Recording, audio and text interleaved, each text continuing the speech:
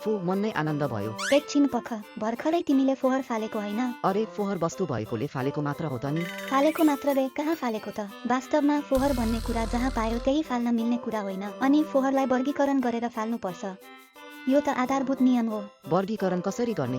जलाउने फोहोर र नजलाउने फोहोर, पुनः प्रयोग हुने फोहोरमा वर्गीकरण गर्ने भन्ने कुरा हो। तर सावधानी अपनाउनु होला, यो फुकुओका नगरपालिकाको नियम हो, अन्य पालिकाको नियम भन्दा अलि फरक भएकोले गर्दा। ए कस्तो जटिल खालको नियम, बसोबास गर्ने स्थान अनुसार फरक हुन्छ भन्ने कुरा थाहा नै थिएन।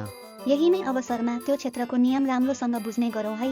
बुझेँ, अबदेखि फोहोरलाई वर्गीकरण गर्छु। अनि वर्गीकरण गरेको फोहोर के गर्ने नि? तोकिएको समयभित्र निर्धारित स्थानमा फाल्ने हो। आइच्यान बस्ने फुकुओका नगरमा फोहोरलाई राति फाल्ने हो। अरे राति रे? हा, फुकुओका नगरपालिका जापानमै अनौठो नगरपालिका मध्ये एक हो जहाँ राति फोहोर फाल्ने गर्छन्। त्यसै गरी खासुगा नगर र ओनोजो नगरमा पनि राति फोहोर फाल्ने गर्छ। त्यसमा पनि राति सार्वजनिक सेवा प्रदान गर्ने कार्यबाट अपराध रोकथाम कार्यमा सघाउ पुगिरहेको छ। किन? त्यसो भए तापनि राति फाल्न अँध्यारो हुन्छ अनि जथाभावी फोहोर फाल्न सजिलो हुन्छ जस्तो छ।